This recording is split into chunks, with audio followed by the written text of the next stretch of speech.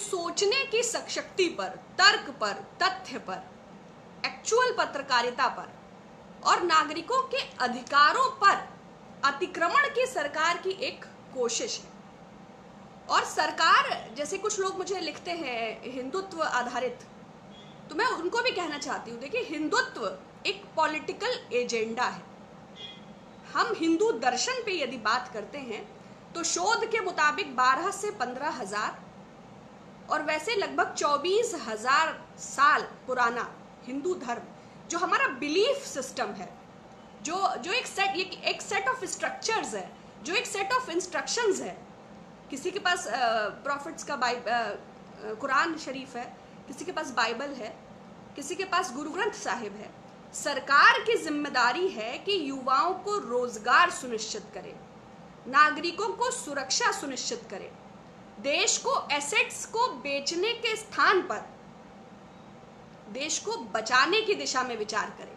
इतनी बड़ी महामारी से देश लड़ रहा है, दुनिया के तमाम देशों ने अपने नागरिकों को राहत दी है, एक हमारा ही देश है जो ऋण दे रहा है और आपदा को अवसर देश को बेचने में इस्तेमाल कर रहा है। तो हिंदुइज्म और हिंदुत्व का जो ये डिफरेंस है, we believe in theory of Karma.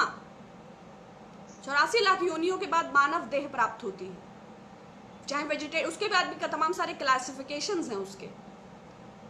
भाई अगर शेर आदमी को मार दे तो ये अपराध नहीं है, क्योंकि उसके लिए एपेटाइट है। लेकिन अगर इंसान मार दे तो उसके पास तो कॉन्शियस है, वो रेडिकल है, वो मॉडरेट है, उसके पास अपना एक बिलीफ सिस्टम है।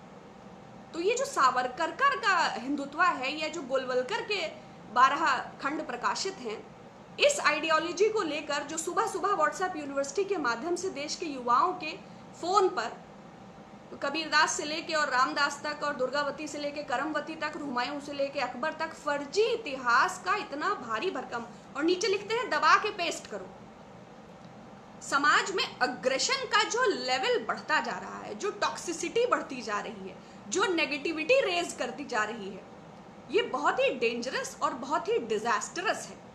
बहुत लोग मुझे सहयोग के लिए भी लिखते हैं, तो ये सहयोग आप लोग करिए कि आपके आसपास में try to cool it down. और अगर लोग फेक मैसेजेस के शिकार हैं तो उनको उन ग्रुप्स से एग्जिट करा दीजिए। इससे उनका मेंटल हेल्थ भी बैलेंस रहेगी और वो एक नागरिक के तौर पे खुद को ज्यादा सुरक्षित महसूस करेंगे। तो जो ये तथाकथित 24,000 साल पुराने धर्म को 95 साल पुराना संगठन टेक ओवर करने की कोशिश कर रहा है, इसलिए मैंने कहा ना कि लड़ाई ये 135 साल पुरानी कांग्रेस और 95 साल पुराने संघ में है।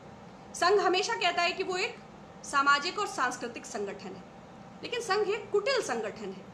अन्यथा ये कैसे संभव है कि देश के सारे प्रमुख पदों पर राष्ट्रपति जी मूल रूप से प्रचारक हैं, उपराष्ट्रपति जी प्रचारक हैं, माननीय प्रधानमंत्री जी प्रचारक हैं, तमाम सारे मुख्यमंत्री प्रचारक हैं, तमाम जो ब्यूरोक्रेसी में चेंजेस किए गए हैं, 2 इकोनॉमिक एडवाइजर्स को हटाया गया, सब ही लगभग फायदे वाली जगहों पर संघ के मूल लोगों को बिठाया गया। तो ये जो आइडियोलॉजी हमें धीरे धीरे गला रही, ये सिचुएशन को बहुत गहराई से समझने की जरूरत है। नोटबंदी हुई उत्तर प्रदेश के चुनाव के मद्देनजर, 2 साल बाद पुनः चुनाव है। अगर ये अग्रेशन, ये टॉक्सिसिटी